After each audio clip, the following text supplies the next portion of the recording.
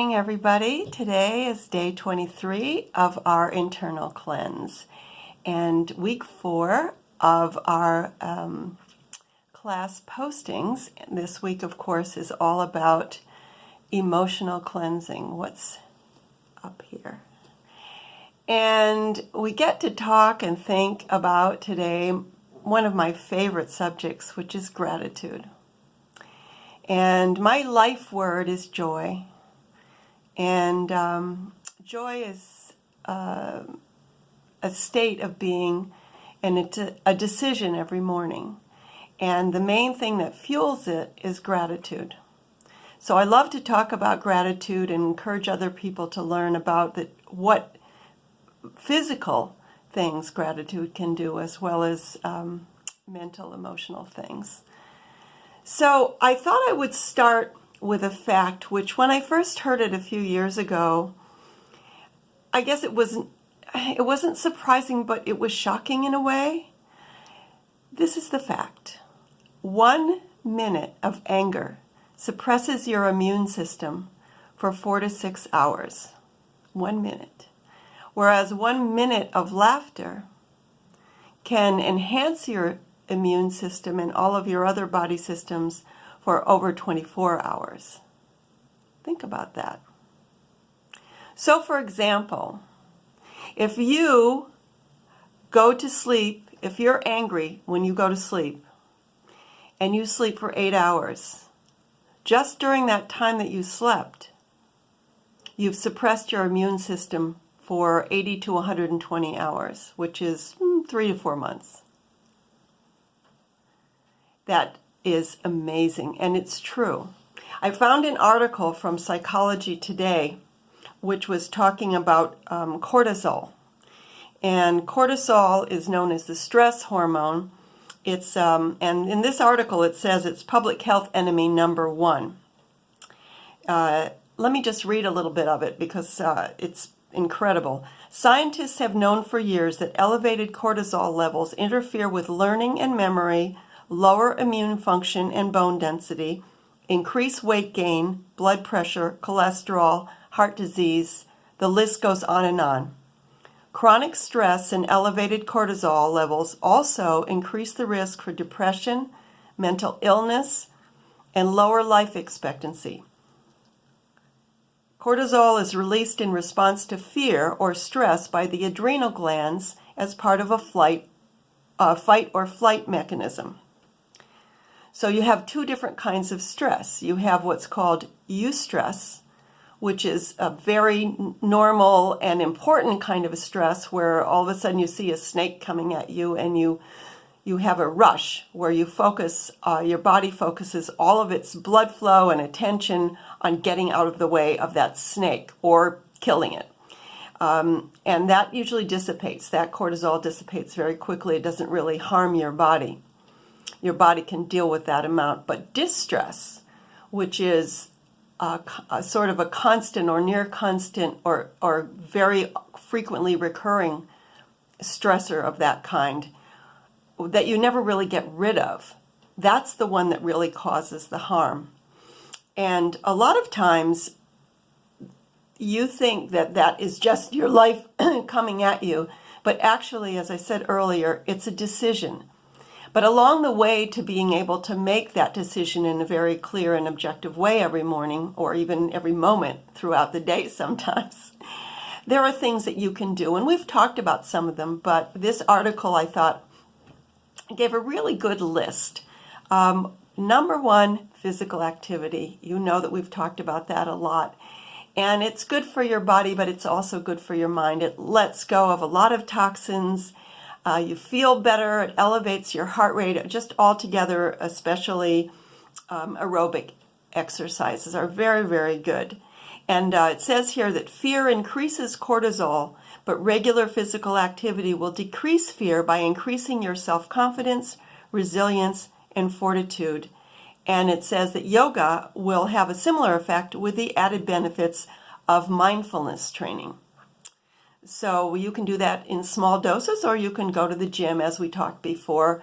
You can go walking. Walking is a great way because that way you also get to take in the sights and smells of woods, of people, of the sky, all kinds of things like that. Then, of course, as I mentioned just a minute ago, the mindfulness and loving kindness meditation. Just set aside 10 or 15 minutes in your busy day to just be still and think about the things that you're grateful for. Think about the things that are beautiful in your life, the people that are beautiful, the animals that are beautiful in your life, the flowers, the plants. So much to be grateful for. Another one they say is social connectivity.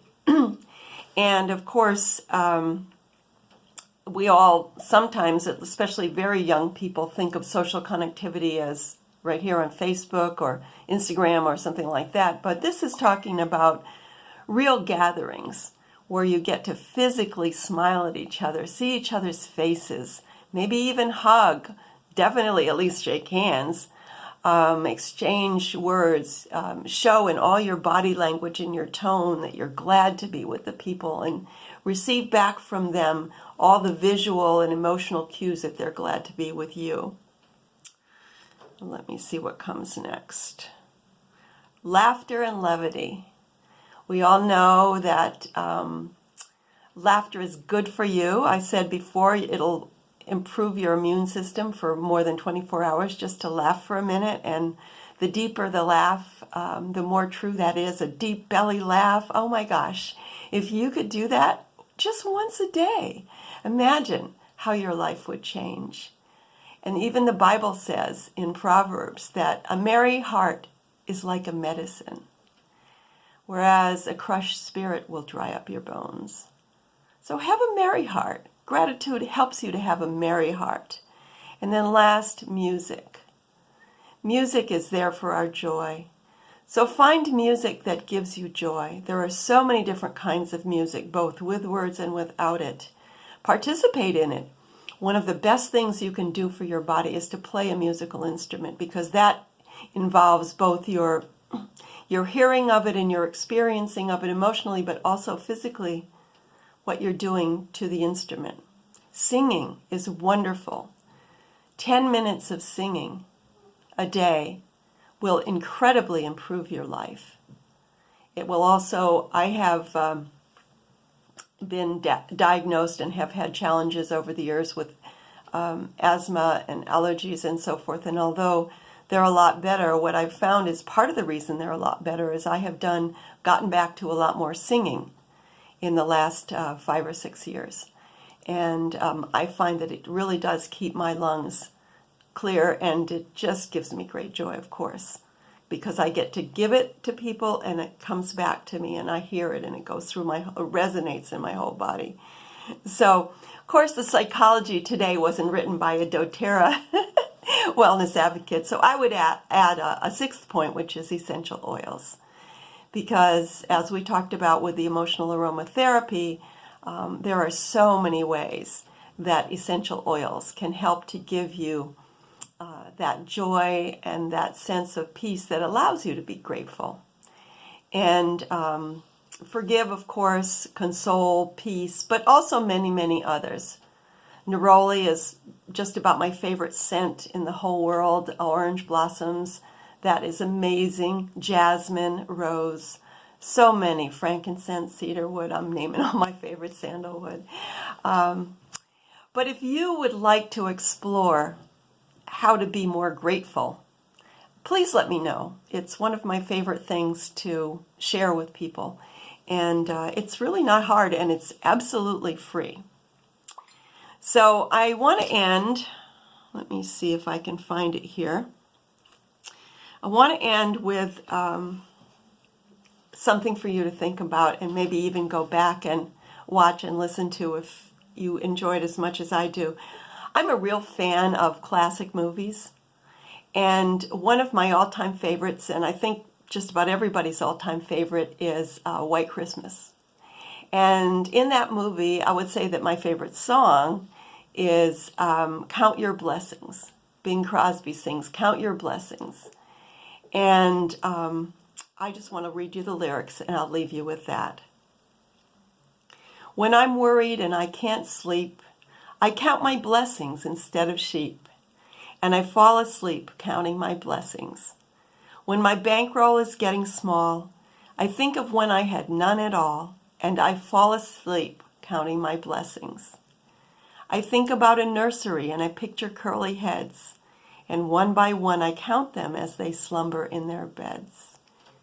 If you're worried and you can't sleep, just count your blessings instead of sheep, and you'll fall asleep counting your blessings. Meet every day with the decision for joy and gratitude. Take a situation and look for the silver lining in it. At first, it's very difficult sometimes, but after a while, I would say definitely within 3 to 4 weeks, it will become such a habit that you'll wonder why you didn't do it before. So that's my challenge to you. It's free and it will turn your life into a wonderful new direction. I love you and I can't wait to talk to you tomorrow. Make it a grateful day. Bye-bye.